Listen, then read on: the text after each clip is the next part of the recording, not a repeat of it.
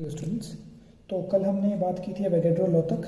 आज हम बात करते हैं कुछ पॉइंट्स डाल्टन की थ्योरी के। डाल्टन्स एटॉमिक थ्योरी, कुछ पॉइंट्स हैं जो डाल्टन ने थ्योरी दी थी 1808 में। उसने क्या कहा था? फर्स्ट पॉइंट उसने बोला था कि सारा का सारा मैटर किस चीज़ का बना है?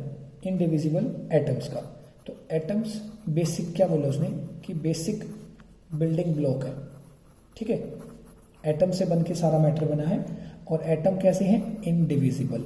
एटम्स को और नहीं तोड़ा जा सकता, जो कि बाद में गलत साबित हुआ, बट आपको पता होना चाहिए शुरू में क्या थ्योरी दी थी।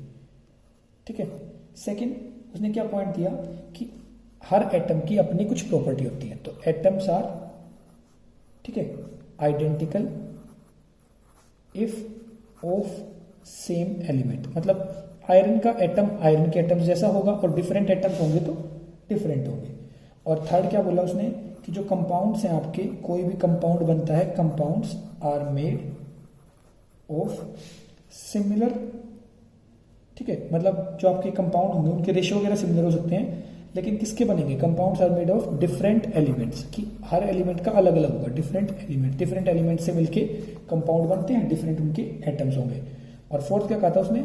Atoms can't be created and also can't be destroyed. ठीक है, अब ये चीज़ में सिर्फ आपको फटाफट लिखना होगा, सोचना कि आपको राइटिंग समझनी है। ये सिर्फ आपको अभी बताने के लिए एक्सप्लेन कर रहा हूँ। नोट्स में आपको समझ में आ जाएगा, नहीं तो जो बुक्स आपकी होंगी उसमें भी आपको थ्योरी व्योरी आराम से सब मिलेगा। आपको बस मेन समझने में बात करनी, बोल रहा हूँ उस पर सुनने पर ध्यान देना। ओके, तो ये सब इसने बता दिया डाल्टन ने। अब एक कंसेप्ट आया इंपॉर्टेंट, वो है एटॉमिक मास। कि एटम का मास क्या होता है, कितना होता है, कैसे कैलकुलेट करें, या कैसे, किसका कितना है, कैसे कंपेयर करें। तो एटॉमिक मास किसके ऊपर बेस किया? हमने बोला देखो, कोई भी चीज़ है उसको किसी ना किसी चीज़ के साथ तो कंपेयर करना पड़ेगा। अगर मैं आपसे कहूँ कि आपके पास आपका रूम है, वो बड़ा है या छोटा है, तो आप किसी से तो कंपेयर करोगे ना। तो आप कंपेयर करोगे तो बोलोगे हाँ, उसके कंपेरेटिवली तो मेरा कमरा बड़ा है बट उससे छोटा है। ड्राइंग रूम जो है उससे आपका छोटा ही होगा, ड्राइंग रूम आपका बड़ा होगा। तो ऐसे करके आप कुछ भी चीज़ आप कंपेयर किए जा सकते हैं कि भाई आपके पास कोई भी चीज़ है, आपके पास पैसे है, मैं पूछूं आपके पास पैसे ज़्यादा है कम है, तो ज़्यादा कम तो तभी होगा ना जब हम किसी से कंपेयर करें। करेक्ट, तो वही चीज़ एटम का मास क्या किया हमने, माना कि जो कार्बन है ना हमारा, कार्बन उसको बोलते हैं हम C12, ऐसे लिखते हैं। जो C12 था हमने इसको मान लिया कि इसका मास है 12। अब इसके रेशो में जो इससे आधा हल्का होगा तो उसको कितना मास हो जाएगा? 6। जो इससे डबल होगा 24। तो हमने ऐसे एक सिस्टम बना लिया कि हमने इससे सब कुछ कंपेयर कर दिया। ठीक है, जब इससे कंपेयर किया गया तो पता चला जो हाइड्रोजन है ना, हाइड्रोजन वो इससे 12 टाइम्स हल्का एटम है। तो इससे 12 टाइम्स मतलब 1 ग्राम। तो हमने बोला जो हाइड्रोजन का एटम है उसमें मास है 1 ग्राम, कार्बन में कितना हो गया? 12 ग्राम। ऐसे करके हमने हर एलिमेंट का मास निकाल लिया। तो पहले 20 एलिमेंट्स के मास आपको पता होने चाहिए, एक्सपेक्टेड है आपसे। नहीं है तो लिस्ट में देखो, वरना लिस्ट में दे दूंगा, उसमें से याद करो। नॉर्मली अगर अर्थमेटिकल यूनिट की बात करें, हम बोलते हैं AMU, एटॉमिक मास यूनिट। वो कितना है हाइड्रोजन का मास? 1.66 इंटू 10⁻⁻24 ग्राम। ठीक है, 1 हाइड्रोजन एटम का एग्जैक्ट। लेकिन हम क्या मान के चले, ये तो है AMU में 1 AMU, और हम 1 AMU मतलब 1 एटॉमिक मास यूनिट जो हमने मान ली, हमने इसको 1 मान लिया, 1 AMU। इसको कई बार 1 ग्राम भी लिखा मिल जाएगा, होता इतना है बट हम उसको 1 लिख देते। एटम आपका हाइड्रोजन का मास कितना हो गया? 1, कार्बन का 12, ऑक्सीजन का 16, ऐसे। ठीक है, क्योंकि ईजी हो जाएगा। ये चीज़ तो आप कैलकुलेशन में यूज़ नहीं कर पाओगे ना, कहीं भी बहुत टफ हो जाएगा। तो हम atomic mass unit AMU use करते हैं। ठीक है, अब आपको AMU का नाम पता चल गया क्या होता है, ये है एटॉमिक मास। हमने क्या किया, अब देखो, एक 9th क्लास में ही आपके सामने एक बात आई थी, 2 चीज़ें बताई गई होंगी। एक एटॉमिक आपके होते हैं, मतलब एटॉमिक, एक एटम आपके एटॉमिक नंबर के ऊपर 2 चीज़ें भी हो जाती है। कैसे? उनको बोला था आइसोटॉप। Correct, isotopes. जैसे क्लोरीन है, क्लोरीन का मास होता है 35.5। क्यों होता है ऐसा? क्योंकि क्लोरीन के अंदर 2 आइसोटॉप मिलते हैं, एक जिसका मास है 36, एक जिसका मास है 36, एक जिसका मास है 34। तो 34 वाले का रेशियो कितना है, 36 वाले का रेशियो कितना है, उनके बेसिस पे हमने मास निकाला, तो हमारा मास मिला 35.5। सिंपल। ऐसे ही जरूरी नहीं, ये मैं आपको सिर्फ आइडिया के लिए बताया हूँ, 35, 37 ऐसे भी होता है।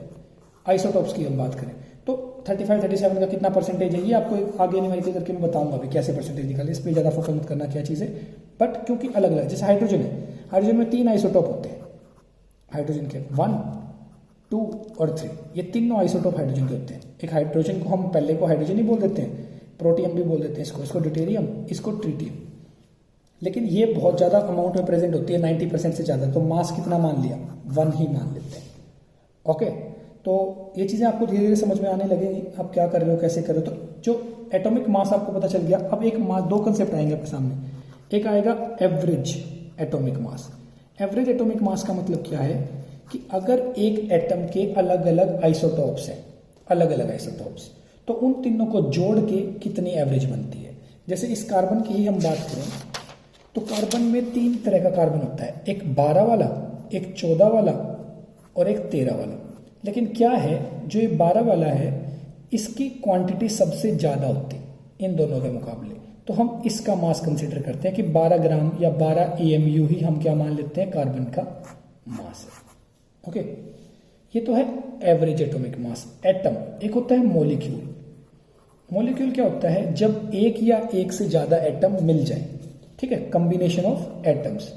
जैसे कभी देखा होगा, ध्यान दिया होगा कि जब भी हम गैसेस की बात करते हैं तो कभी भी ऐसे नहीं लिखते कि O गैस, हम लिखते हैं O2, N2, Cl2।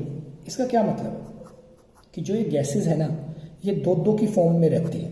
तो अब हम देखो, एक ऑक्सीजन अगर मैं कहूँ 16 AMU मास होता है, 2 में कितना हो जाएगा, 32। नाइट्रोजन में 1 में 14 होता है, 2 में 28। ये 35.5 1 में था, 2 में 71। तो ये है मॉलिक्यूल। एटम, एक एटम का मास कितना भी हो रहेगी मॉलिक्यूल में, तो मॉलिक्यूल कंसिडर होगा। समझ में आया। या फिर क्या होता है, जैसे एक होता है आपका मॉलिक्यूलर मास में, एक मॉलिक्यूल मैंने बोल दिया, मान लो मीथेन गैस है CH4, इसका मॉलिक्यूल है, इसका मास कितना होगा, कार्बन का मास 12, हाइड्रोजन का मास 1, लेकिन कितने हाइड्रोजन है 4, तो 12 और 4 16 ग्राम। ऐसे ही अगर आपसे कोई पूछे फॉर्मूला मास भी वही होता है कि एक फॉर्मूला कितने में है। एक फॉर्मूला मान लो आपको पूछा NaCl कि नमक का मास बताओ, सोडियम का मास होता है 23, Cl का 35.5, कितना हो गया, दोनों को ऐड कर दोगे तो छोड़ दो, 358.5 तो आपका एक्स्ट्रा रहेगा ही, और 2 3 5 58.5 AMU आपका मास हो जाएगा NaCl का।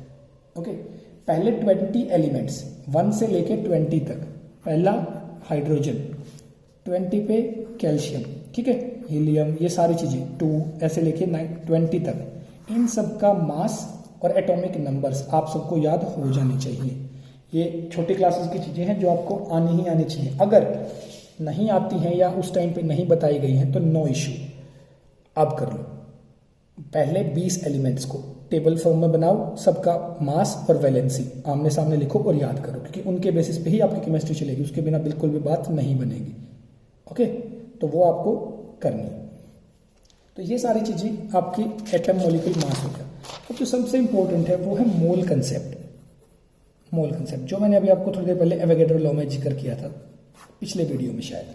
मोल कंसेप्ट का क्या मतलब होता है कि एक मोल, 1 मोल किसी भी सब्सटेंस का, 1 मोल ऑफ ए सब्सटेंस किसके इक्वल होगा, इक्वल होगा किसी भी सब्सटेंस के अगर उसमें पार्टिकल्स कितने हैं, 1 mole of a substance always contains कितने पार्टिकल्स, जितने पार्टिकल एज मैनी पार्टिकल्स, ये भी उसी चीज से कंपेयर किया गया जो पहले, as many particles as in carbon 12 gram. 12 gram carbon 12 में जितने पार्टिकल होंगे उतने ही पार्टिकल अगर किसी सब्सटेंस में होंगे तो हम उसको बोलेंगे 1 मोल। तो देखो 12 ग्राम कार्बन, कार्बन का 12 ग्राम क्या है, मॉलिक्यूलर मास, इसका मास है ना, तो जितना इसका मास है, मॉलिक्यूलर मास है, उतने में 1 मोल बन गया। उतने में कितने पार्टिकल हो गए, 6.022 इंटू 10⁻23। आया कहां से, देखो 1 मोल सब्सटेंस कार्बन का 12 डिवाइड बाई कितने पार्टिकल होने चाहिए, जो अभी बताया था आपको कि ये पार्टिकल कितने होते हैं, उसको डिवाइड किया गया 1.99 इंटू 10⁻23। इतने पार्टिकल कैलकुलेट करे गए, इसमें 12 ग्राम में इतने पार्टिकल थे।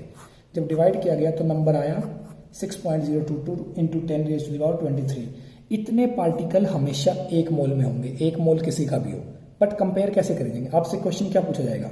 आपसे सडनली क्वेश्चन पूछा जाएगा। देखो जैसे मैं अभी आपको बोलता हूँ एक क्वेश्चन सिंपल कि 1 मोल एल्यूमिनियम और 1 मोल मान लो ऑक्सीजन, ऑक्सीजन छोड़ो, गैस की भी बात नहीं करेंगे, मेटल की बात करते हैं, सोडियम, इन दोनों में से ज़्यादा नंबर ऑफ पार्टिकल किस में होंगे? तो देखो सोचना ही नहीं है, 1 मोल किसी का भी हो उसके अंदर पार्टिकल्स क्या होंगे? Always same. लेकिन इंटरेस्टिंग बात कब हो जाती है? मान लो आपको बोला जाए कि 100 ग्राम तो एल्यूमिनियम है और 100 ग्राम ही सोडियम है, एल्यूमिनियम सोडियम, उनमें से ज़्यादा पार्टिकल किस में होंगे? अब आपको क्या देखना पड़ेगा, आप 1 मोल चेक करो कि इसमें कितने मोल हैं, इसमें कितने मोल हैं। मोल में आपको पता है इतने पार्टिकल होते हैं। मोल के लिए क्या पता करना पड़ेगा? इनका मोलिकुलर मास, जितना मोलिकुलर मास उतने ग्राम का 1 मोल। तो 1 मोल एल्यूमिनियम का होता है 27 ग्राम का, 1 मोल सोडियम का होता है 23 ग्राम का। अब खुद देखो, जितने पार्टिकल 27 ग्राम एल्यूमिनियम में है उतने पार्टिकल 23 ग्राम सोडियम में है। तो जब 100 ग्राम तक जाएंगे तो सोडियम में ज़्यादा पार्टिकल होंगे, क्योंकि उसका 23 में 1 मोल हो गया, 92 में 4 मोल हो चुके हैं, 4 मोल में इंटू 4 टाइम्स, इसका 27 का है, 27 का 4 टाइम्स 100 से भी ऊपर है, तो 4 मोल भी पूरे नहीं हुए, इसके 4 से भी ज़्यादा है, तो इसमें पार्टिकल ज़्यादा होंगे। इस टाइप के क्वेश्चन आपसे पूछे जाते हैं। ठीक है, तो इस वीडियो में हमने इतना ही करना है। आपके ग्राम मोलिकुलर मास और आपका जो भी मोल कंसेप्ट है। बस एक चीज़ और याद रखना कि जो ये नंबर है ना 6.022 इंटू 10⁻23, इसको हम बोलते हैं एवोगैड्रो कांस्टेंट, क्योंकि एवोगैड्रो ने ये नंबर दिया था। ठीक है, ये है आपका मोल कंसेप्ट। यहीं तक आपको करना है इस वीडियो में। अच्छे से इसको रिवाइज करो। कुछ क्वेश्चंस हैं इससे रिलेटेड, वो ये हैं, मैं चेक करूंगा आप लोगों ने किया नहीं। आपको चेकआउट करना है नंबर ऑफ पार्टिकल्स किस किस में, मैं यहाँ पे लिख रहा हूँ। ठीक है, नंबर ऑफ पार्टिकल्स आपको बताने हैं किस किस चीज़ में कितने होते हैं। सबसे पहले आपको बताना है कि 32 ग्राम हाइड्रोजन, इसमें कितने पार्टिकल होते हैं, कितने मोल होते हैं। फिर 72 ग्राम कार्बन, इसमें कितने मोल, कितने पार्टिकल। फिर है आपका 71 ग्राम क्लोरीन गैस, इसमें कितने पार्टिकल। और फिर है आपका 84 ग्राम नाइट्रोजन, इसमें कितने पार्टिकल। और एक है 0.39 ग्राम क्या पोटेशियम, इसमें कितने मोल और कितने पार्टिकल। ये 5 क्वेश्चन आपको इसके बाद करने हैं। ठीक है, सबसे पूछूंगा मैं, जिनको चेक करके मेरे को दिखाने पड़ेंगे, आपको एक पेज पे सॉल्व करके दिखाने हैं, जैसे भी कि आपने ये क्वेश्चन कर लिया। ओके स्टूडेंट्स, तो इस वीडियो में इतना ही है। कुछ क्वेरी है तो आप मेरे से पूछो। बाकी टेक केयर। नेक्स्ट टाइम से हम परसेंटेज वगैरह शुरू करेंगे, कंपोजिशन परसेंटेज, एम्पेरिकल फॉर्मूला। अभी इतना ही, टेक केयर।